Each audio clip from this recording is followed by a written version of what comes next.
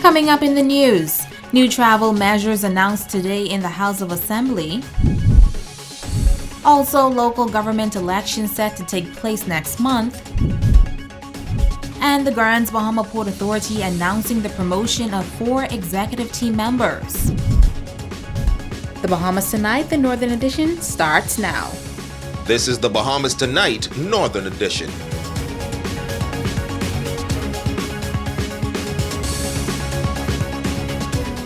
This is the Bahamas Tonight, the Northern Edition. Good evening all. I'm Jamila Missick. Thank you so much for tuning in.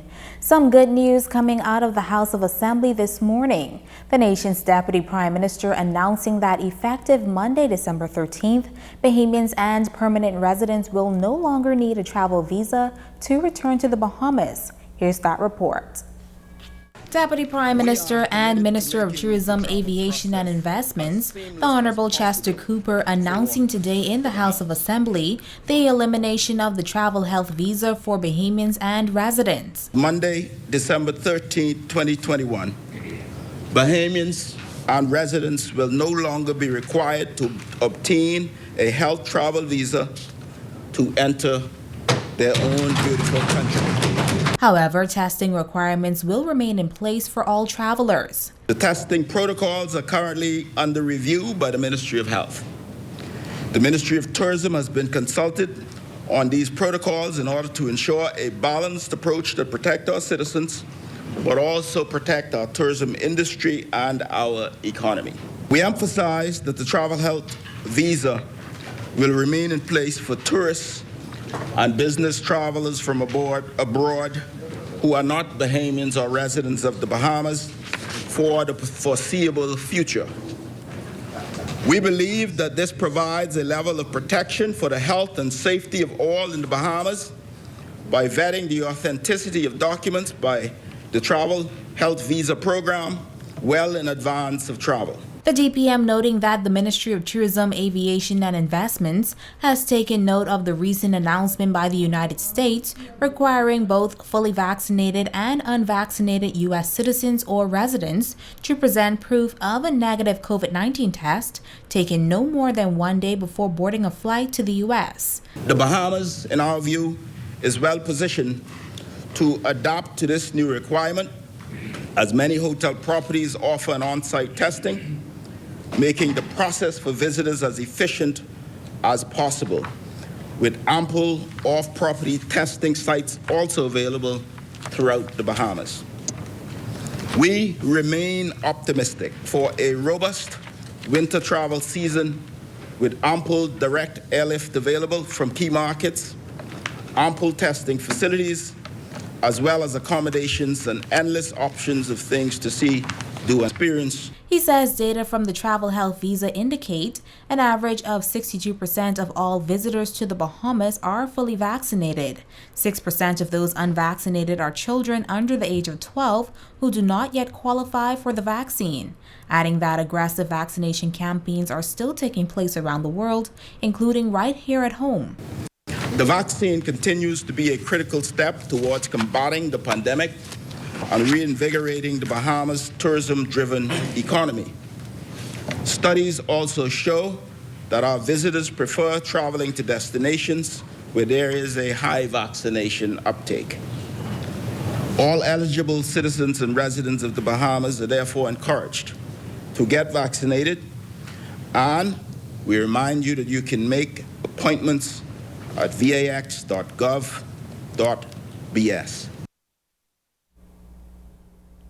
Minister of Health and Wellness, the Honorable Dr. Michael Darville, giving an update on the COVID-19 pandemic.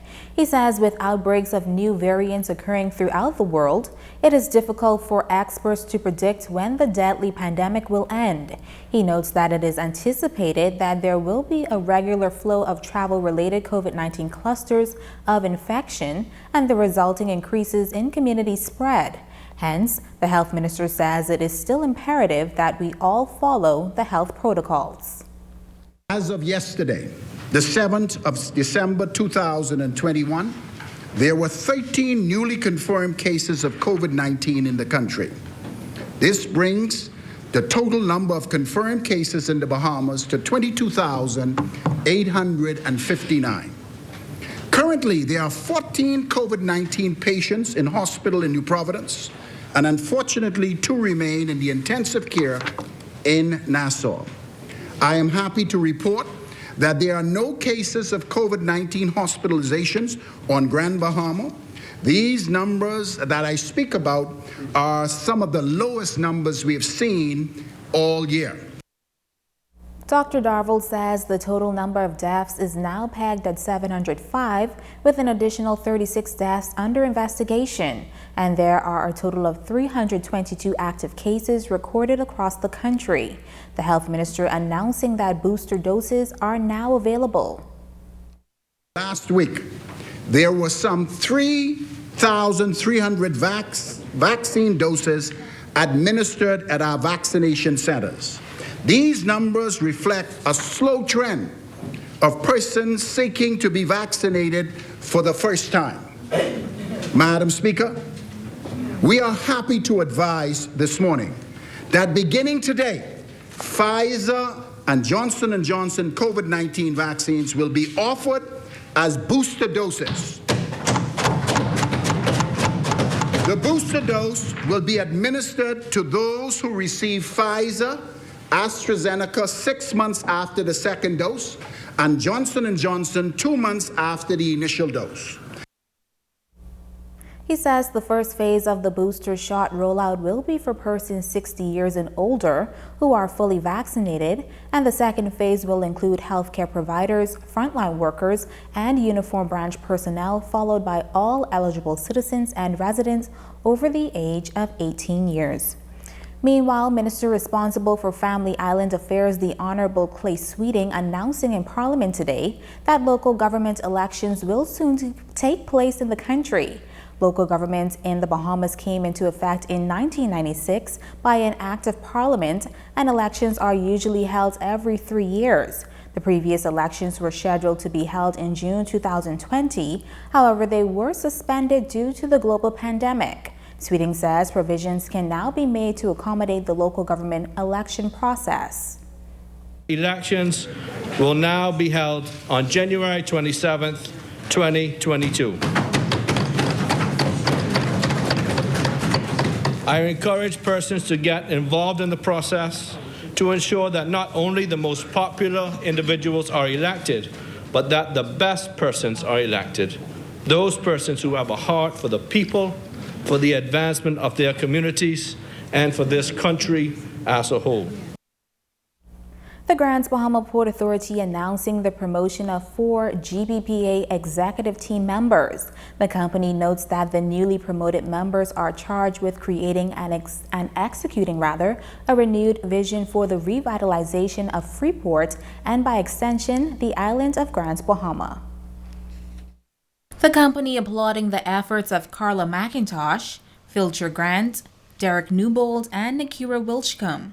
Carla McIntosh joined the company in September of 2010 and was promoted to Vice President of Legal Affairs. She is responsible for the development of corporate policies, procedures, and programs, and providing continual counsel and guidance on all legal matters and legal implications while managing all litigation for the legal department for the group of companies.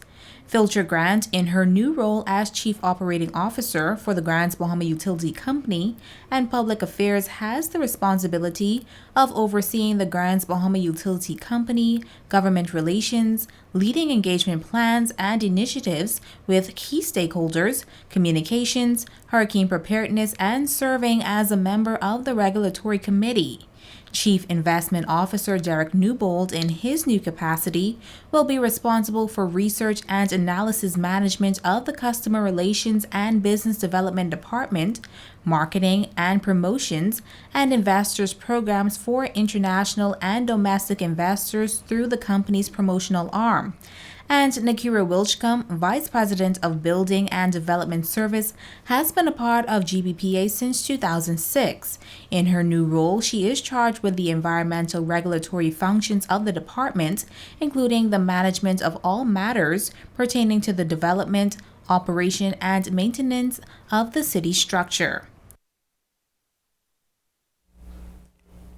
Do you want to learn more about investment opportunities in the financial market, including cryptocurrency, drop shipping, trading, and travel? Well, the Fortune 360 Group will be launching a free Financial Revolution seminar tomorrow, December 9th, at the Pelican Bay Resort.